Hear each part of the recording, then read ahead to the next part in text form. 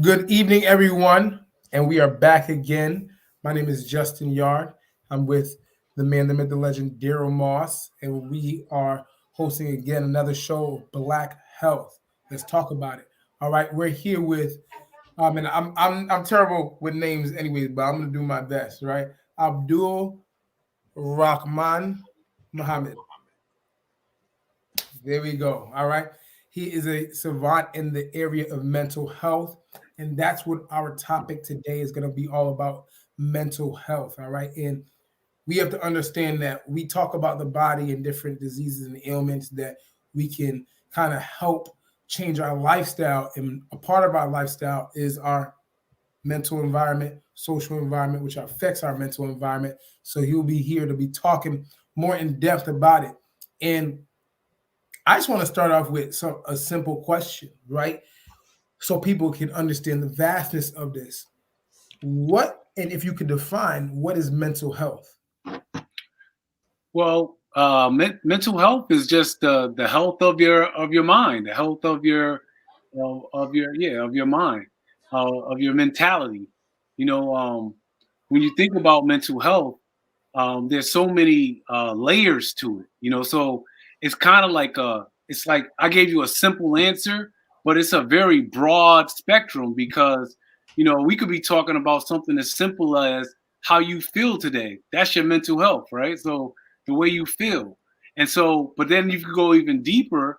The reason why we have people like myself who have organizations where we focus on mental health is that some people have diagnoses that are like, more than just how I feel today. It's like they consistently feel a certain way, like, so maybe depression, right? So that's something where on an ongoing basis, somebody's feeling a certain way. So mental health is just really, it starts off with feelings, but then as you get deeper into diagnosis, there are some other levels that we could definitely talk about.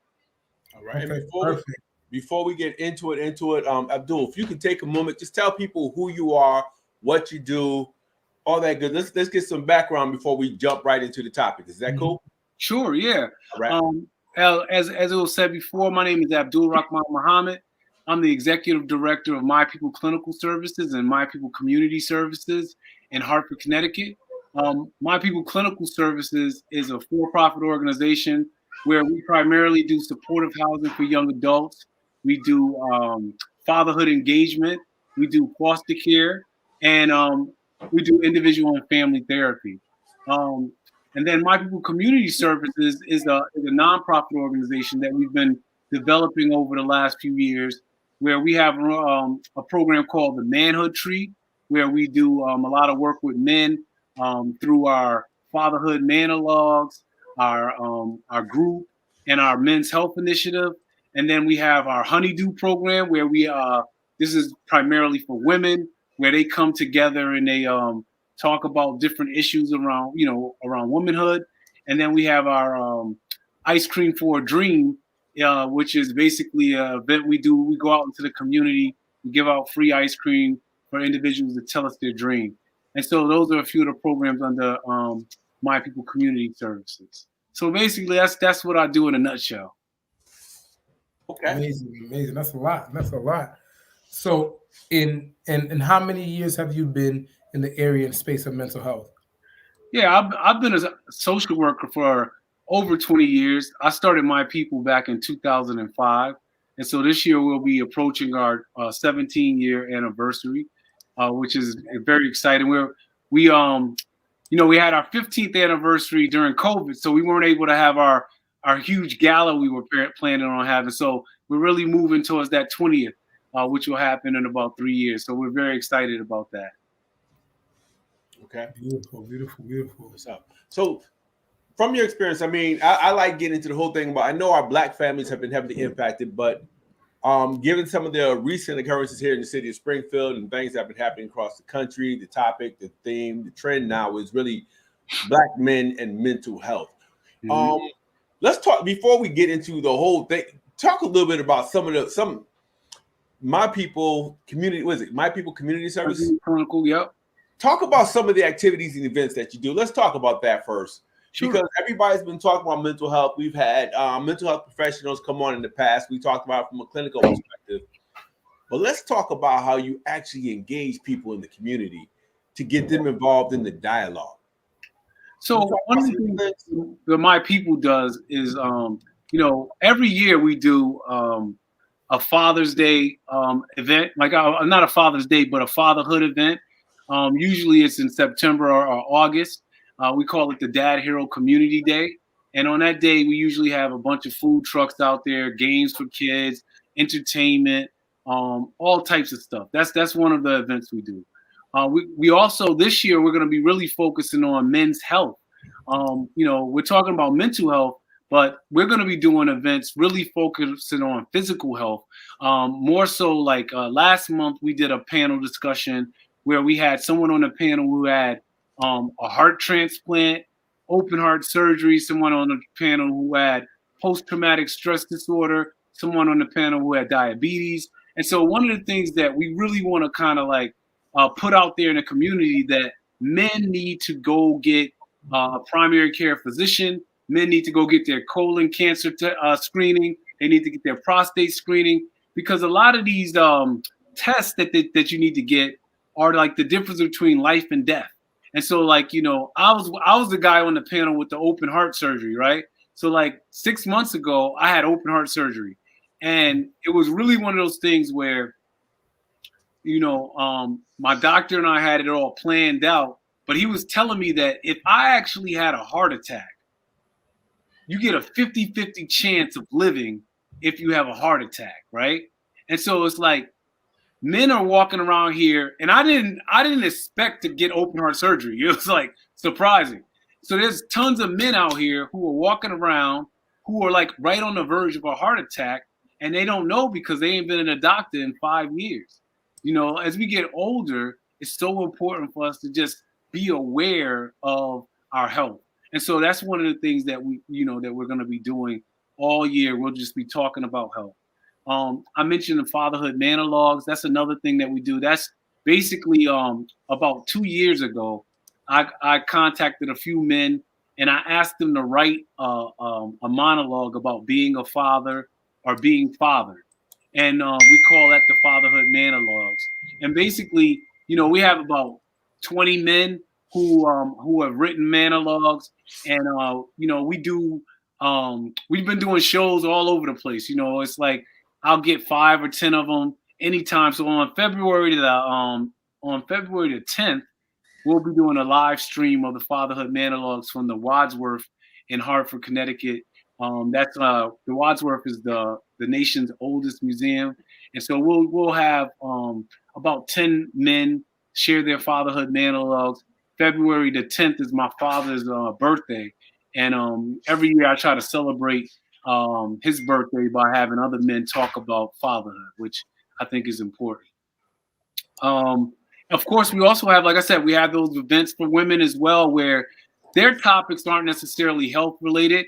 It's really just an opportunity for women to talk about, different topics that come to mind. I think the next one that they're going to be doing is called Pretty Girls.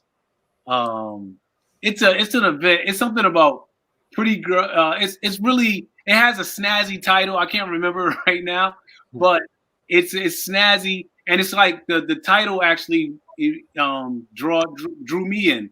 It was like Pretty Girls Brunch and trap music. So that's the name of the event. But there'll be a bunch of women. Maybe their husbands will come. I mean, I'm gonna go to the brunch, and we'll talk about different issues at that event as well.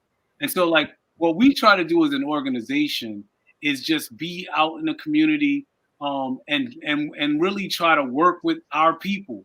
You know, one of the things that I was intentional about when I started My People is that, you know, I have a love and a care for my people. So, you know, when I came up with the name, I knew that our people would understand exactly what I was saying when I said, yo, these are my people. And so, like, our whole thing is about, you know, uplifting Black people, uplifting people of color, and really helping them get through whatever they're going through. Okay. Justin, I'm going to turn it over to you. And so when you, and I think you talked about more of the community the nonprofit organization, in the for-profit, you're doing foster care and things like that. Yep. And so now you're reaching a wide spectrum of ages and things like that. But can you tell me what, and I don't want to say clinically, because I don't know if it's a clinical space you're operating in, but like, what are you seeing during this time as far as issues when it comes to Black men and mental health? Yeah, I mean, really, one of the things that we're seeing is, I mean, I'll tell you this. Yesterday, right, I went with a group of men to a high school, and we went into the high school. We brought the kids. It was about 50 young men in the room, and we gave them some pizza and all that stuff. And so I usually don't. I was planning on not talking. I was gonna go because I wanted to be around some good men who were going to give a positive message to the young people. And so they asked me to open up with a poem, which I was like, oh man, I don't even have the poems in my head like that anymore. But I had a poem in my mind and I did the poem. And the poem, the gist of it was that there's a line in the poem where it says, I could talk about your greatness for hours upon hours and hours. And so usually, you know how when you do poetry, you do the poem, you sit down. And so yesterday, for some reason, I got a feeling from the group that I should ask them a question about the poem. And so the poem is about, you know, how our ancestors were taken from Africa, came to, you know, the United States. We were slaves. But even with all of that, we are still great, right? That's basically the gist of it. And so what happened was these young men were having a real hard time with the idea of them being great. Oh, wow. And it was like, it really caught me off guard because usually like high school students are kind of like, you know, they got a little swagger to them and all this. But we just happened to be in a room with a group of men where they like, these guys were like crying because they couldn't see the greatness inside of themselves. Could you imagine being a teenager and not being able to see your greatness? And so one of the things that I think has been happening through this pandemic, wow, there goes the picture from yesterday. Yeah. One of the things that's been happening in this pandemic is that people are having to deal with themselves a lot more than they were before. Like before, you know, even now, you know, you think you can just get on TikTok and do all that kind of stuff. But when you've been separated, you know, virtual school, you're like stuck in the house, whatever issues that are going on in your house, you're still in the house with it. And so there's been an uptick, I believe, of depression. I believe there's an uptick of drug use. I believe there's an uptick.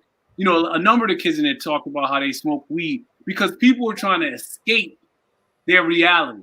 They don't want to deal with their reality. And so they like, keep in mind, you know, in our supportive housing programs, which is primarily males, we work with young people who have like, who are dual diagnosed. That means that they might have bipolar disorder, and they also may have, they also may be like a serious drug user. So we're not just talking about smoking weed. We're talking about, you know, smoking crack.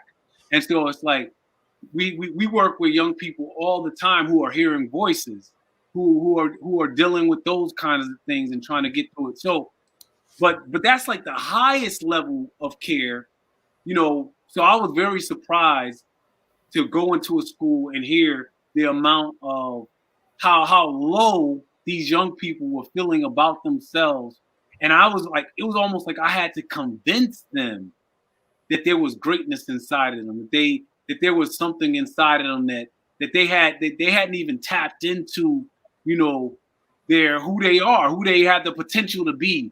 And it just was surprising to me that that, you know, I'm dealing with the kids with that severe mental illness, and we're working with them every day, and we understand that they have some, you know, they might see themselves a certain way, but these were young men that were in normal high school, and they were having similar issues, not necessarily the voices and stuff like that, but the depression and feeling low and not feeling competent and not feeling their best selves. I just thought that was amazing.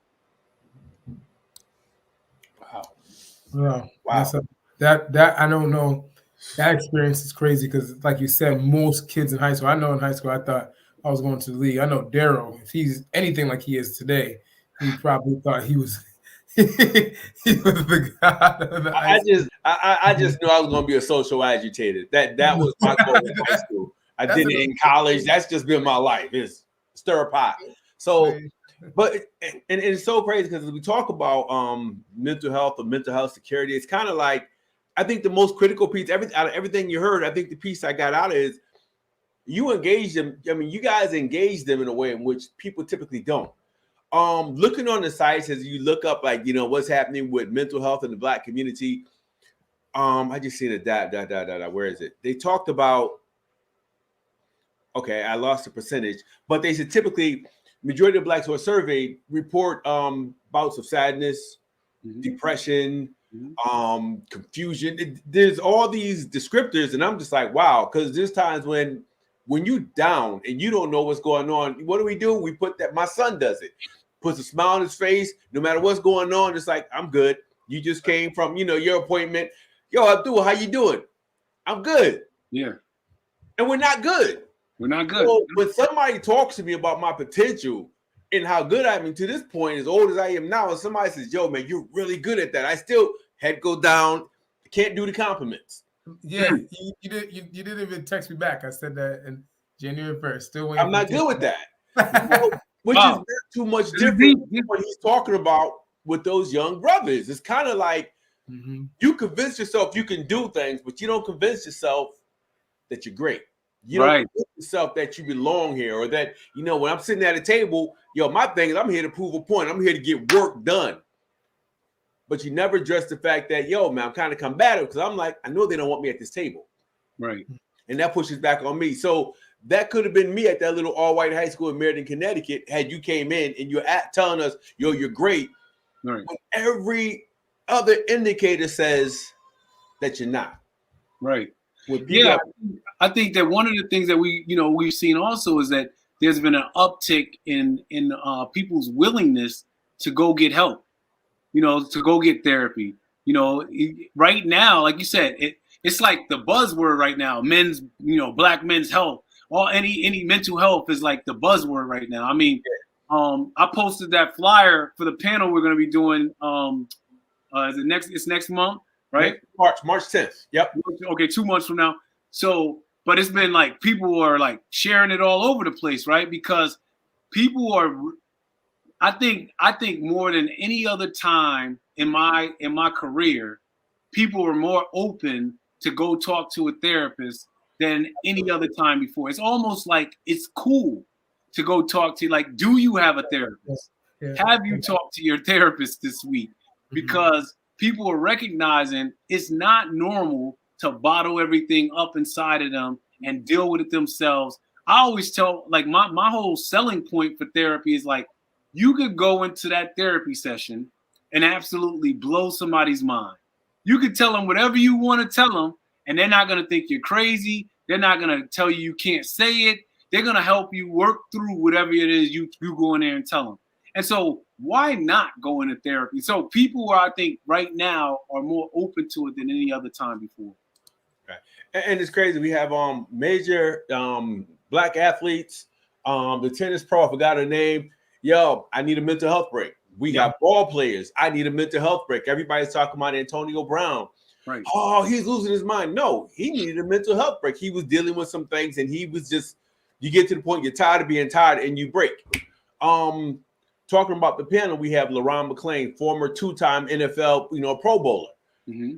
His big thing over the last 10 years since he left the league has been, we got to address mental health. He talked about how his career was cut short because issues he didn't deal with. People just called him crazy, not realizing, no, he was okay, but he was dealing with all these stressors and didn't seek out, therapy. So we got, celebrities who are talking about this on a regular basis, which I think helps the case. We have academics who are now addressing it.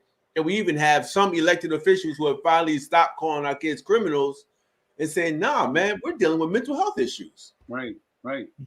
Well, it's coming from so many different directions.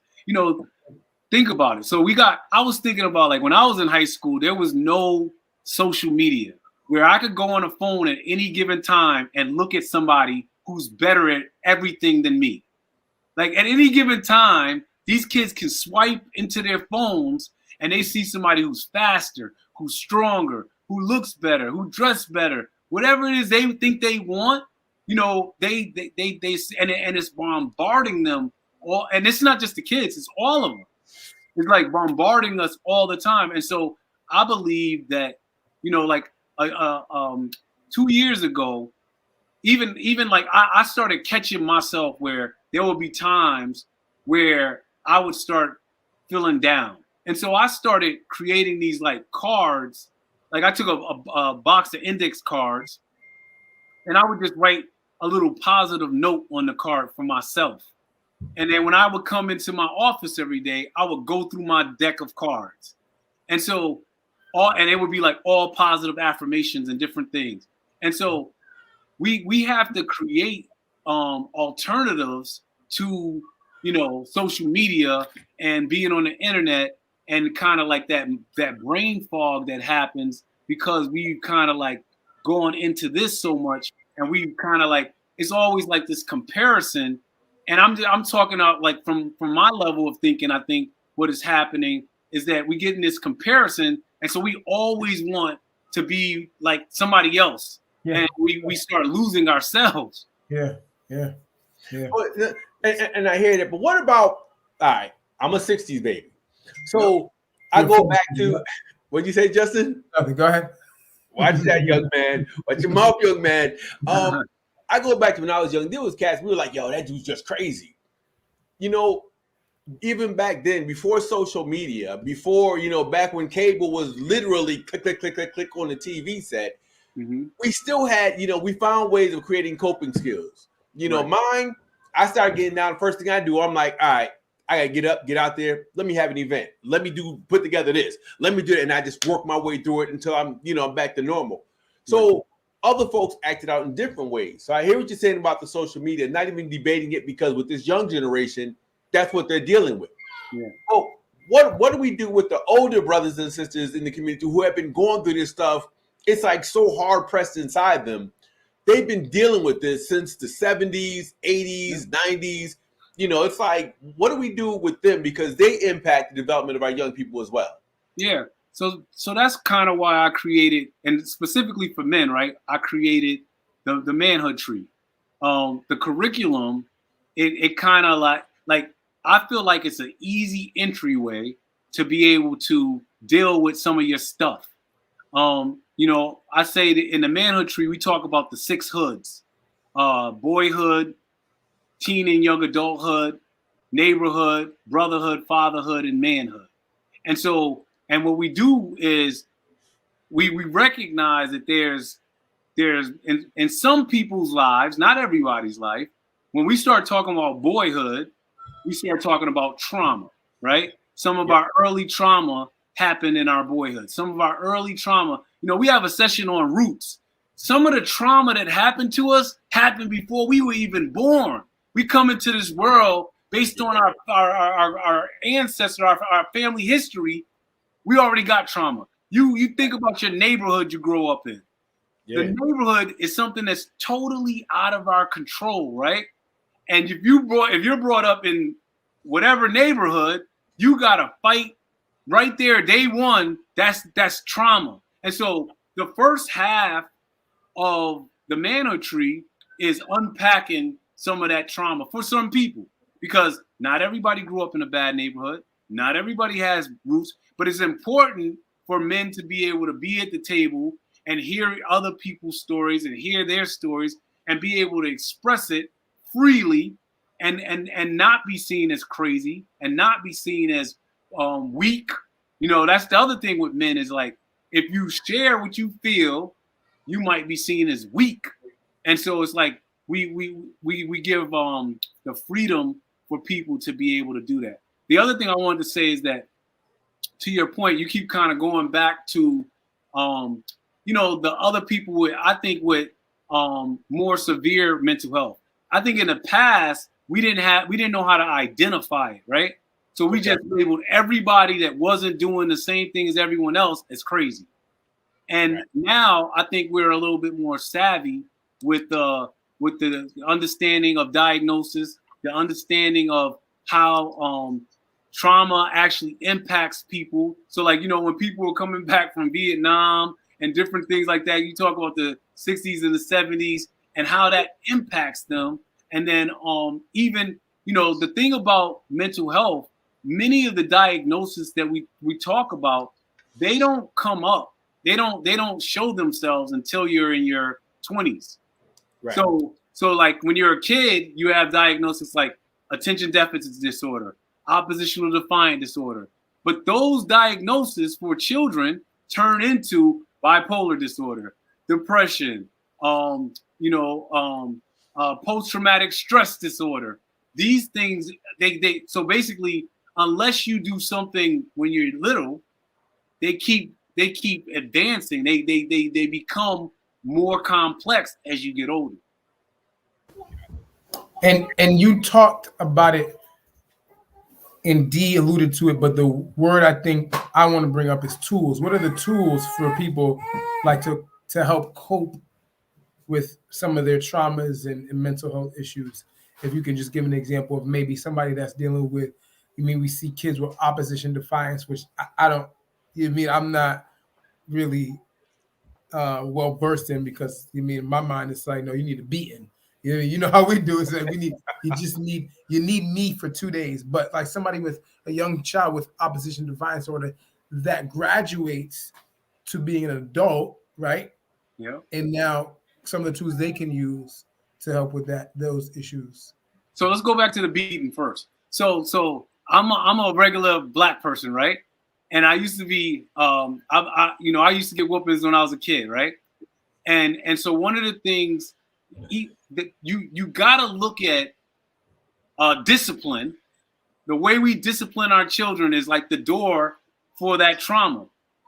So I've never met so if you get in a group of black people, right? We will do the trauma Olympics faster than anybody that you know. We will talk about, oh man, I used to get beat with an extension cord. That ain't nothing. I got the switch. And so it's like we're gonna outdo each other in how bad we were abused, how bad we were mistreated by our parents, right? And so we're so resilient that we don't realize that all the things we're talking about are the traumas that leads to the way, like our inability to deal with problems in the right way. And the worst thing that we do is we continue to do the same thing to our children. And so as my kids are all teenagers now. And one of the things that I had to learn, this is a learned behavior. This is a tool that I had to put on myself, is that I'm not going to discipline my children the way I was disciplined. I'm going to learn how to talk to my children, because I'm preparing them to go out in the world and be able to stand up straight and be able to communicate. And I'm not going to beat whatever it is that's going on with them out of them. And I think it was one of the best things that I ever could do. So I just wanted to, I always, whenever I'm talking to black people, we talk about, we start doing our trauma Olympics. I always want to stop us and bring us back to, anybody listen to this podcast, do not beat your children. Talk to your children. Communicate with your children. Stop laying hands on your children. Just because it happened to you, there are better ways to parent your children. So I just have to say that. But here's the deal: if you spoil the rod, you spoil the child. Now, everybody heard that. I heard people that say, before. "Oh man, you spoiling your kids. You need to beat that child, huh?" Yep. So it doesn't really spoil a child, correct? No. Your professional opinion. In my professional opinion, and you guys have your own opinion on this, what whooping did you get that made you a great person? What whooping did you get that taught you the lesson? Like, this is the whooping that changed my life. I cannot remember one whooping I got.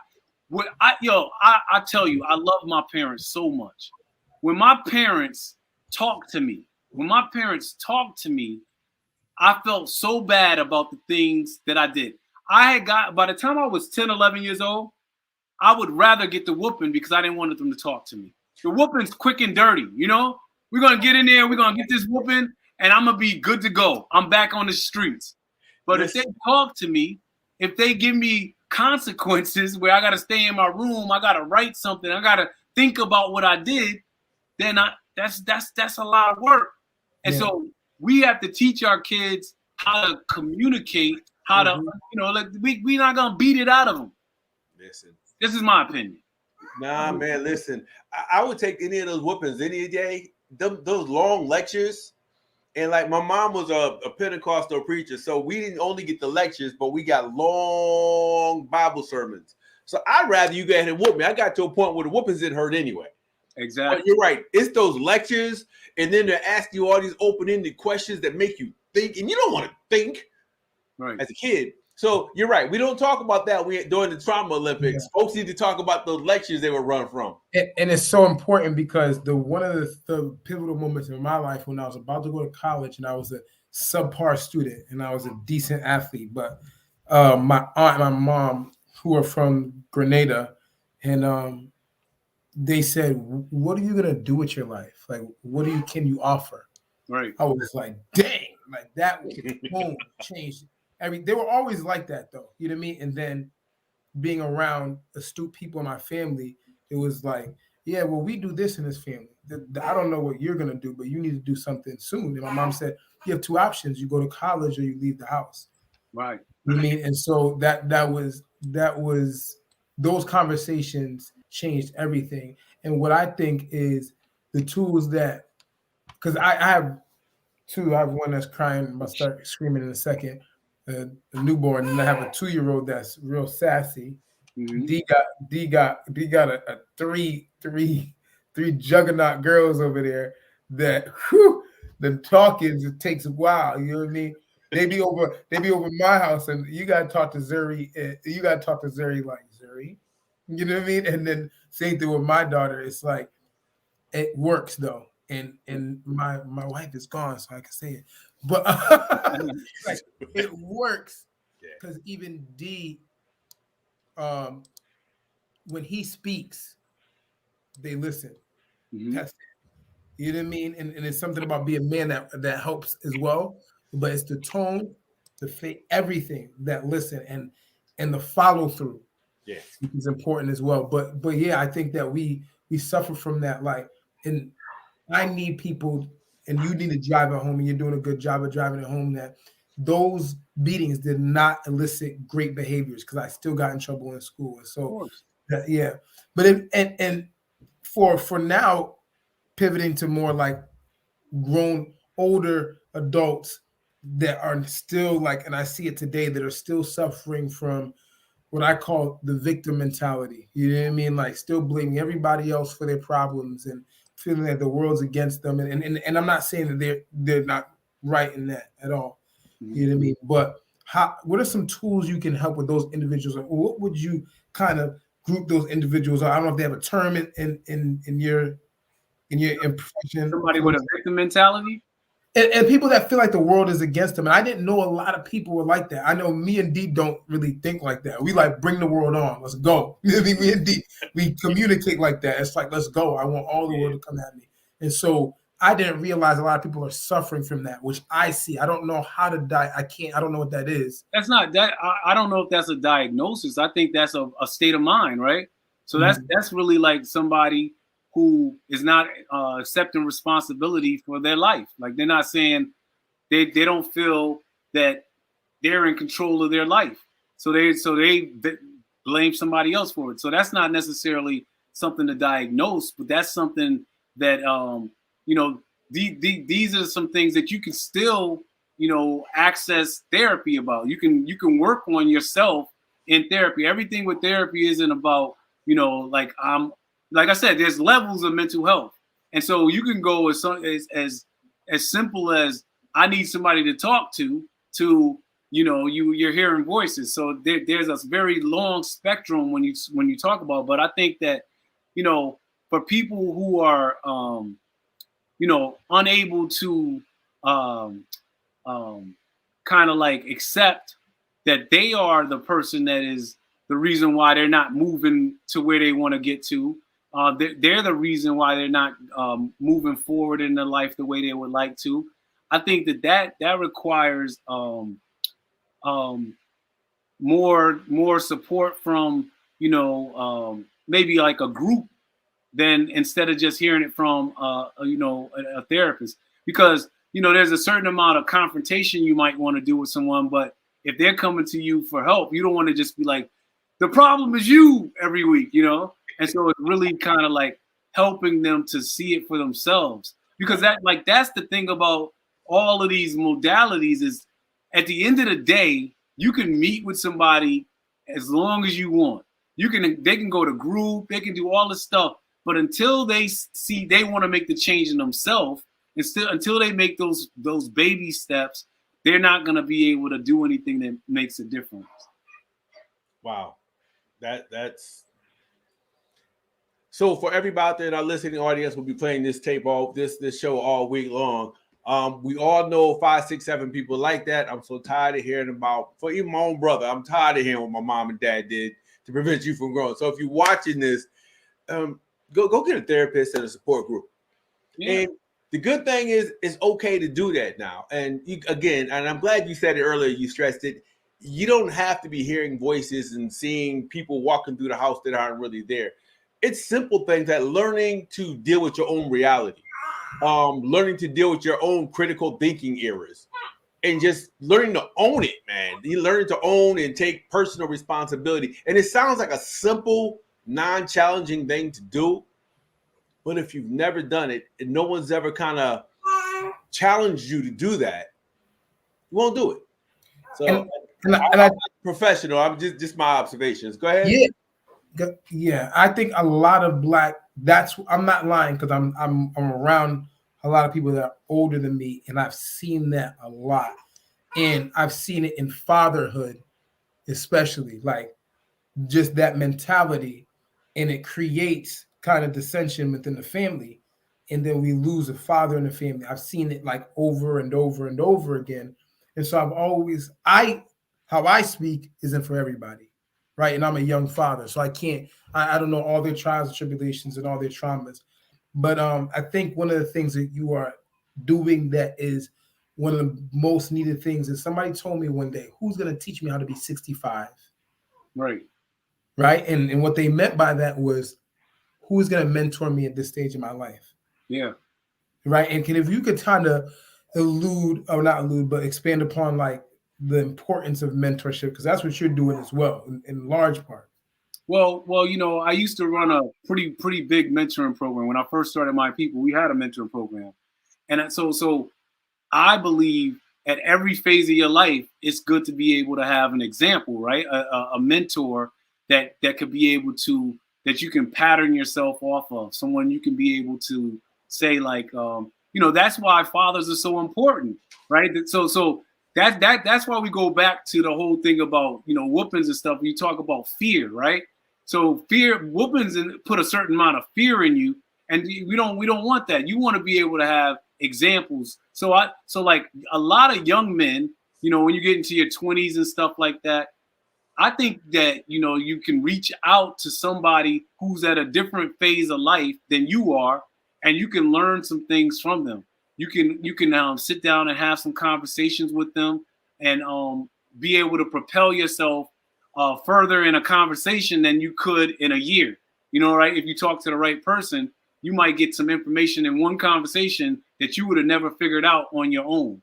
And so it's really like I think I mean, that was why I went to that event yesterday, because I just wanted to be in the room, and you never know when you're going to hear a good message from somebody. And so maybe nobody in there was going to be my mentor, but I feel like, you know, I'm constantly seeking out positive affirmations. I'm constantly seeking out knowledge from other people that have more than me in a topic or something like that. And so we can't be afraid to try to make ourselves better. Like, I mean, this is what we're talking about. We talk about mental health. We're trying to have better mental health. We want our mind to be clear. We want our mind to be open. We want our mind to feel good. And so the reason why, you know, you go to the therapist, the reason why you have your mentors is to be able to kind of clear your mind of all the fogginess that is holding you back from having your greatest potential. So like, you know, like that's really what we're trying to do is, you know, we're trying to be able to unpack and then allow like the trauma to go away. So that's not kind of like holding you down. You know, like I talk to people about the baggage. I said, if you could imagine, if you could actually see the baggage that people are walking around with, like some people are carrying so much stuff that like they've been dealing with for their whole lives. And so like they got all this baggage. And the thing is that we want to be able to help people to unload some of that baggage. You don't need to continue to be living, your 10-year-old when you were bullied. You don't have to keep living it. You can let that baggage go.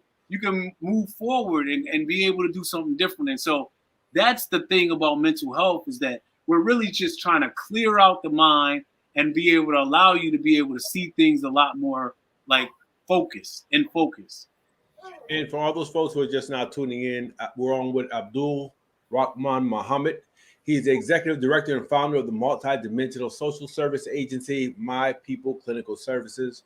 Founded back in March of 2005, offers an array of services. So he's talking about the services that they offer, but at the same time, he's giving us a real dope perspective on what's happening within our communities and within our families in terms of mental health.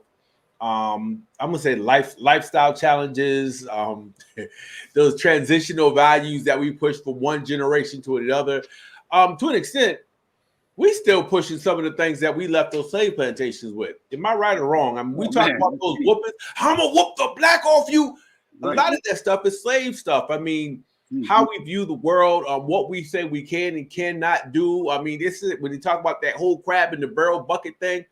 A lot of that stuff are, when you talk about baggage, man, we've been carrying that stuff. I'm still carrying my great-grandfather's baggage sometimes. I'm like, yo, great-great-granddaddy, can you come and get this stuff? That's right. Let it go. You can drop it right now. D-Mark, go ahead and just drop it off, man. You got enough of your own stuff. Let your great-grandfather's stuff go. Go ahead, man. It's okay. So you see, it becomes like it's deep, because when you really think about it, I don't doubt that you're carrying that baggage. I don't doubt it one bit. Like so as a people, it becomes one of those things where we are viewed as strong because we're carrying that baggage. Like that's the thing that we're always in this position where it's like the harder things are, that becomes the thing we want to be able to say, like, look at me, man. I'm carrying baggage from 100 years ago in my life. I'm still doing stuff they've been doing 100 years ago. Like when you think about it, like even like when we talk about anything, if you were still doing something from 100 years ago, we're talking to each other on a computer. This is like the most up-to-date technology you could think, and we still doing something somebody was doing 100 years ago. It's just crazy. And so we gotta let that stuff go, because that's the only way we could be able to move forward. There's more for us in our future, more greatness, more ability, more we just gotta let a lot of this stuff go. That trauma is just holding us down. We gotta let it go. I'll get my thing real quick. Go for it. Yeah, and he discussed something that I don't think people get, or like maybe you're gonna have to expand upon it so people know that this is trauma, because we think, no, that's just tests and trials and tribulations. You know what I mean? Right. On the pulpit, we still there. And it messed me up because, like, I had said something to somebody one time. I was like, yeah, this happened to me when I was a kid. They said, what? I was like, yeah. Like, I was just like, you know how you just be talking and you think other Black people have just went through everything you've went through. And this Black person was more not privileged. I didn't have a father growing up. You know what I mean? So most of the time I'm around older men because subconsciously I'm trying to find knowledge of like, yo, dad, like help me. I don't know what I'm doing around here. You gotta help me some way. Right. And so can you kind of expand upon what trauma is or give examples to what trauma is? And because we think it's just things what God has given you and you will get through. Hallelujah. You know what I mean? No. Yeah. Trauma. Thank you. Trauma could be anything that is so imagine, okay, so trauma is anything that has an adverse effect on your ability to operate in the world. So trauma can be something as simple as somebody slams the door, BAM! And that makes you go, you get scared of it, right? So imagine if you went right now, you got those two little babies in there, and every day you just slam the door, BAM! That would have an impact on them, right? It would have a traumatic impact on those babies, right? And so that has an adverse effect on, and so now let's add on top of that trauma. Slam the door, bow! And then you come in there and you start yelling at your wife. What the hell? You ain't get my dinner, blah, blah, blah, blah, blah. And then you decide you want to hit your wife. Bow! Okay. So now if I'm a 2-year-old, this is something that's going in my mind. My mind's not even developed yet. Right? And you won't forget it. Trust me. So you are developing their mind to be fear. Like, so boom, the door slams, the yelling, the arguing, the hitting. That's all. That's one kind of trauma.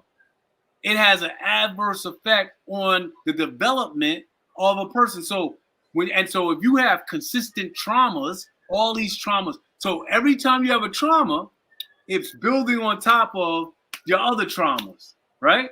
And so you got all these traumas building on top. So the more trauma someone has, the more that they are likely to have a diagnosable disorder, right? Because you can only take so much. Your mental health can only take so much. So now what happens? You ever heard of multi-personality disorder? I've never met anybody with that, but you say, well, how does that happen? Well, it happens because people have to escape from themselves, right? Because there's so much trauma in this place, I got to create another place for me to go to be able to be safe. And I got to create another personality over here. So that's somebody with immense trauma. That's why they do those things. And so that's an extreme example of it, right? Or they self-medicate. Self-medicate. I want to get out of here. So I'm going to take this. You think about it. All the people that are smoking weed, right? They think they're smoking weed because it's just being cool. No, they don't want to be in their current situation. So they want to kind of like cool out. They want to fade out of what's going on. See what I'm saying? And so sometimes, and the thing is, it becomes in our community, it becomes like acceptable, it becomes like the norm. So everybody's doing it, but nobody's addressing the why.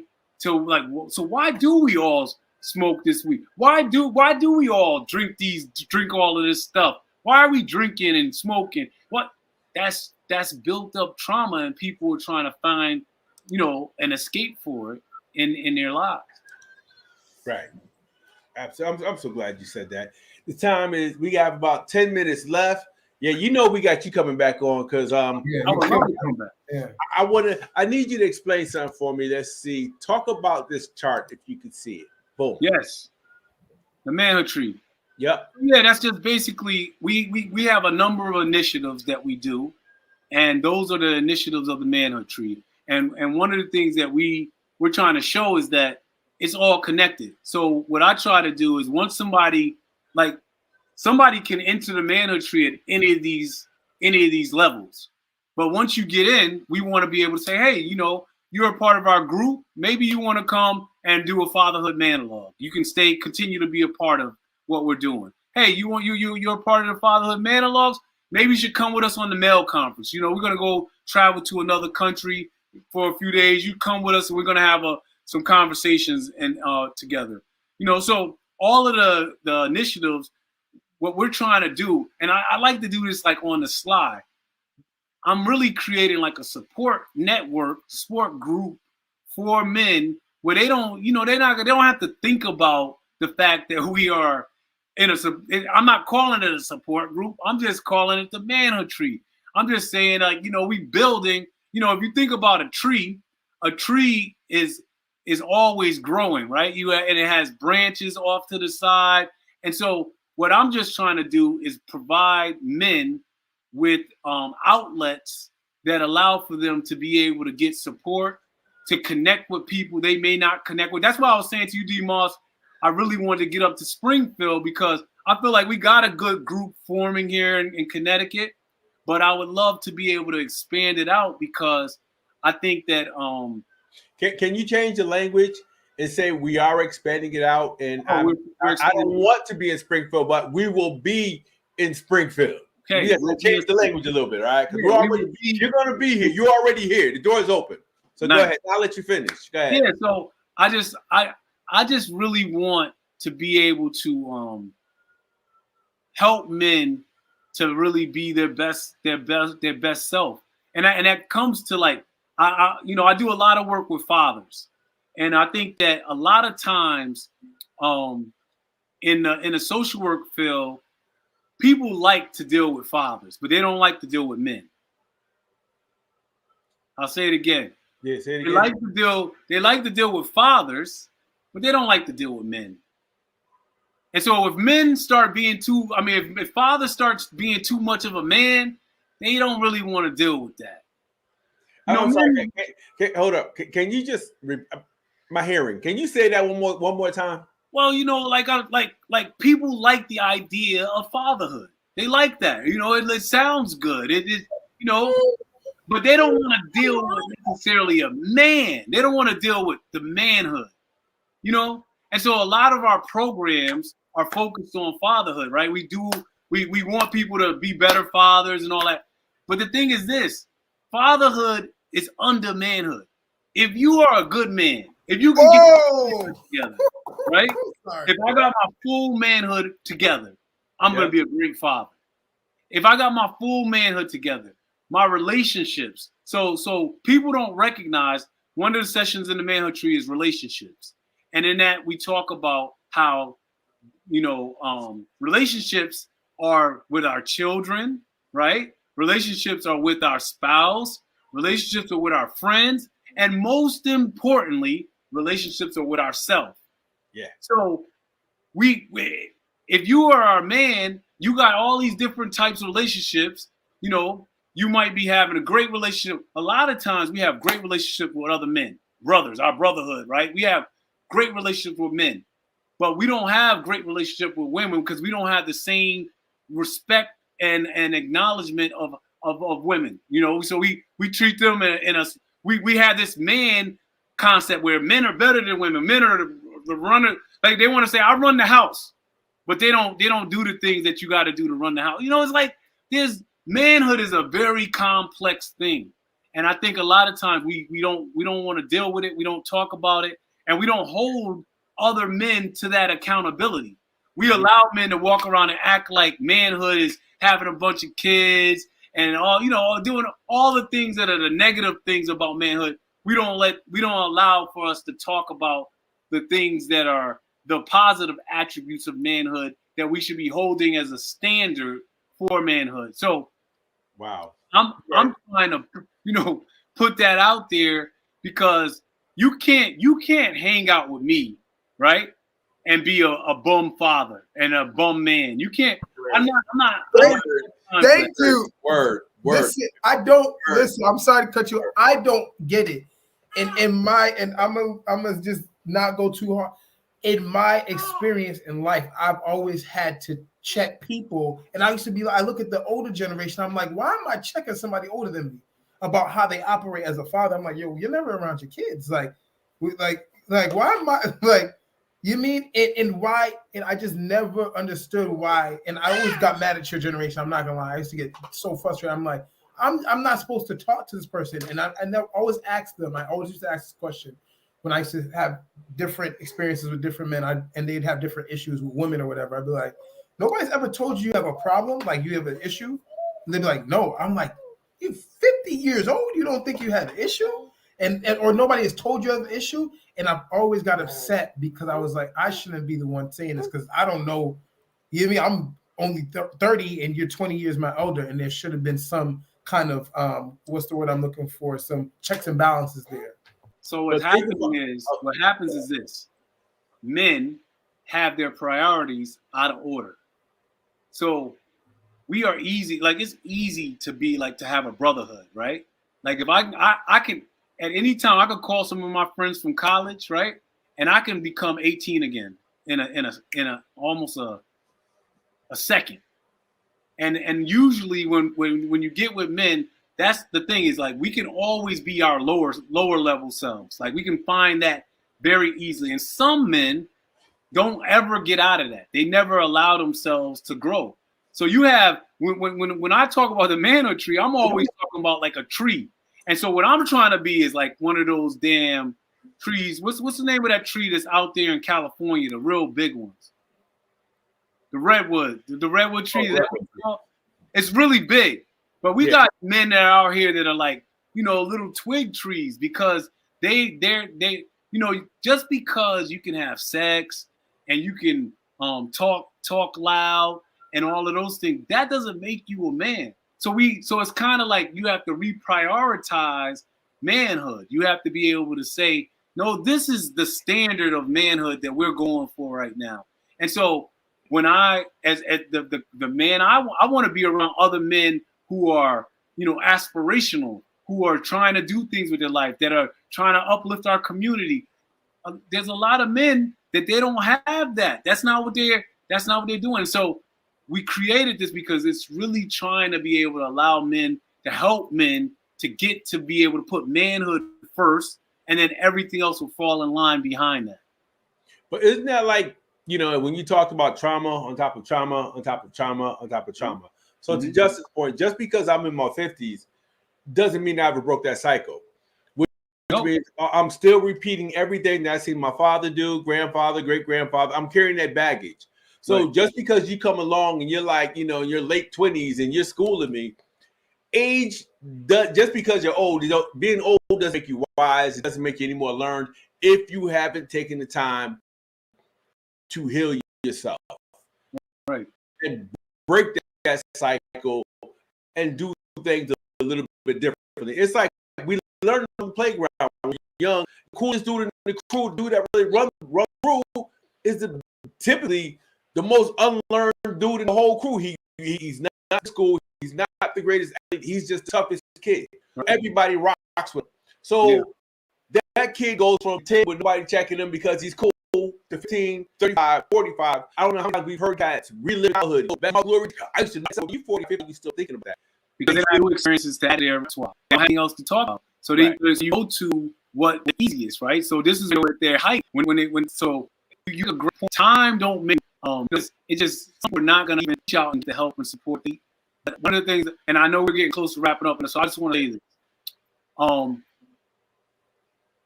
A self-assessment, right, is something that we can all do. If there's anybody that's listening that doesn't feel like they are where they would like to be, maybe you reach out and you get some therapy. Maybe you join a group. But because the greatest thing about life is that every day we get a shot at trying to become better. That's the great thing about waking up tomorrow is that whatever I didn't do well at today, I got another shot tomorrow. And so the greatest thing about being human is that we have the ability to change. And so my hope is that maybe you heard something in this call today, this podcast today, and maybe you want to do some of that change. And we all know it's going to be some work, but that's the whole point is that you got to put in the work to get the change. All right. And I want to just touch on one last thing. I know that we at literally an hour. And it's metaphysical. You know what I mean? And whatever happens in the mental will manifest in the body. And what a lot of men don't understand is high blood pressure, diabetes, and hypertension, which is same thing, but and heart disease and all these things can be byproducts of trauma and reliving trauma daily, right? And what people call triggers. Our body stores tension, right, through the use of hormones, and our